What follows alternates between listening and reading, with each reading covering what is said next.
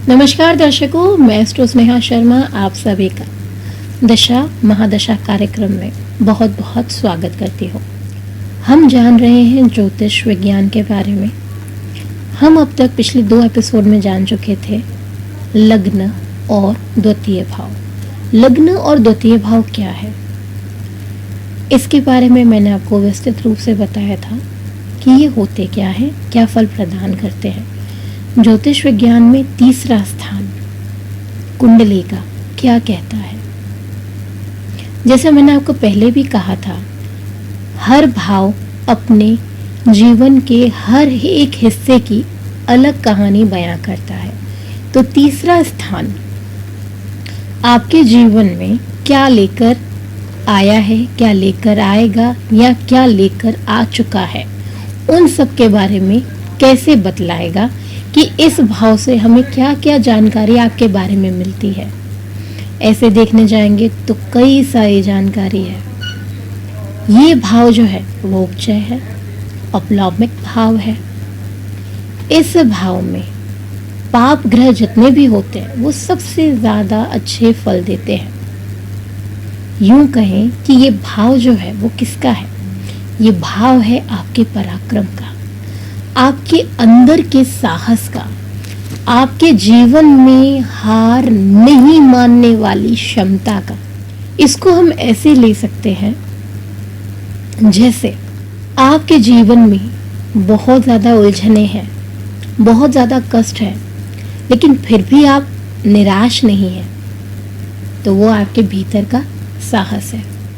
अगर आप अपने जीवन में निराश होकर सब कुछ छोड़ देते हैं तो वो आपके भीतर का साहस नहीं है, वो आपके अंदर की कमजोरी है।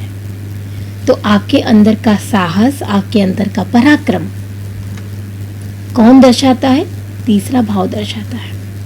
आपके जीवन में आपके जीवन से जुड़े हुए लोग कौन कौन होते हैं वो सब ये भाव बताता है। जब हम जन्म लेते हैं तो जन्म लेते ही हमसे हमारे कई सारे रिश्ते क्या हो जाते हैं, जुड़ जाते हैं। स्वाभाविक है, जन्म लेते ही हमें हमारे माता पिता मिलते हैं, परिवार वाले मिलते हैं, परिवार के सदस्य मिलते हैं, भाई बहन मिलते हैं। तो तीसरा भाव जो है वो किसका है? भाई बहन का, जिसके साथ हम हमारा बचपन जीते हैं, जिसके साथ हम खेलते हैं, खेलकर बड़े होते हैं।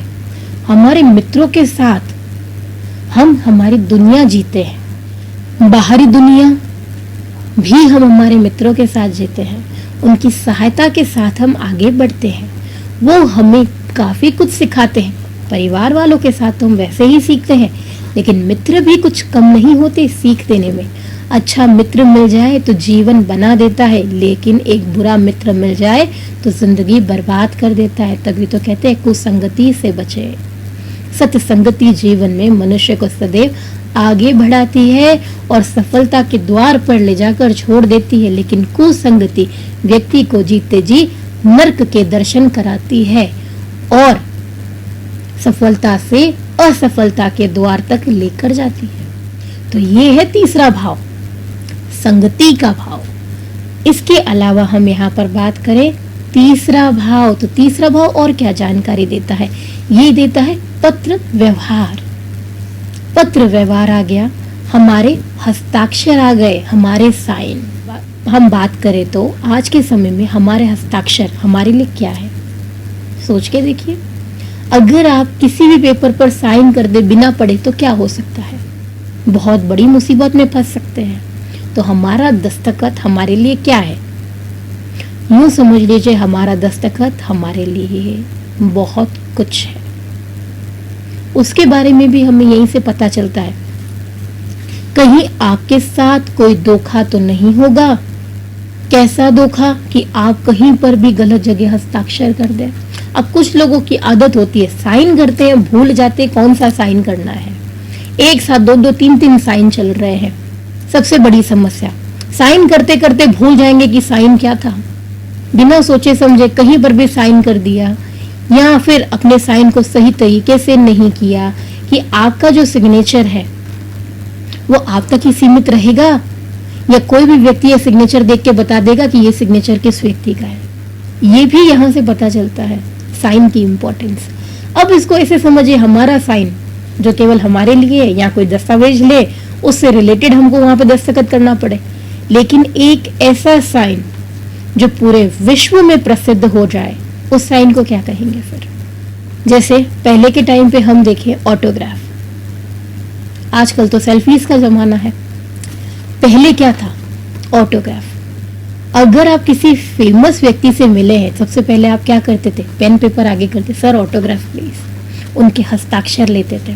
आजकल हम सेल्फीज लेते हैं। तो हस्ताक्षर के मायने कैसे नहीं हुए कि उनके हस्ताक्षर को पूरा का पूरा विश्व जानता है, देखकर बता देंगे कि ये साइन किस स्लैब का है, किस व्यक्ति का है, जिसे पूरा विश्व जानता है। हम हस्ताक्षर कर दे तो क्या कोई बता पाएगा ये किसका है? लेकिन वो हस्ताक्षर केवल हमारे लिए मायने रखता है और वो हस्ताक्षर पूरे विश्व के लिए मायने रखता है। तो हस्ताक्षर की वैल्यू, सिग्नेचर की वैल्यू दोनों ही टर्म्स में इक्वली है। हम गलत जगह साइन कर दें तो सब कुछ नष्ट कर सकते हैं। एक ऐसा साइन जो केवल हमें हमारे साइन से पूरे विश्व भर में प्रसिद्ध कर दे, वो भी बात आती है। तो हस्ताक्षर, तो यहां पर तीसरा भाव। अब हम बात करें हमारे कानों की, कानों से सुनने की क्षमता की, बहरेपन की, थोड़ा ऊंचा सुनने की, बहुत तेज सुनने की, धीरे में भी सुनाई दे जाने की, ये सब कुछ जुड़ा हुआ है तीसरे भाव से कुंडली के। कान से संबंधित कोई समस्या तो नहीं आएगी, ये भी पता चल जाता है। अगर आएगी तो कब आएगी, कौन सी दशा में आएगी, कौन सा अंतर लगेगा तब आएगी, ये सारी जानकारी यहाँ से पता चल जाती है। यहाँ कोई समस्या आके गई है कान से संबंधित तो वो भी यहाँ पता चल जाएगी।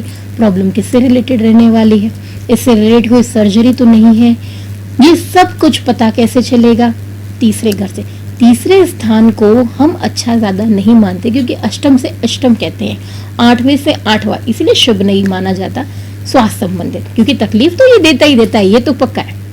अब यहाँ पर हम और बात करें स्वास्थ्य, जब हमने बात छेड़ ही दी है तो कुछ और बातें भी जान लेते हैं इसके बारे में। तो देखिए स्वास्थ्य संबंधित तीसरा भाव, यहाँ पर हम देखें तो ये दर्शाता है हमारे लंग्स को, लंग्स से रिलेटेड, नाक से रिलेटेड एलर्जीज को।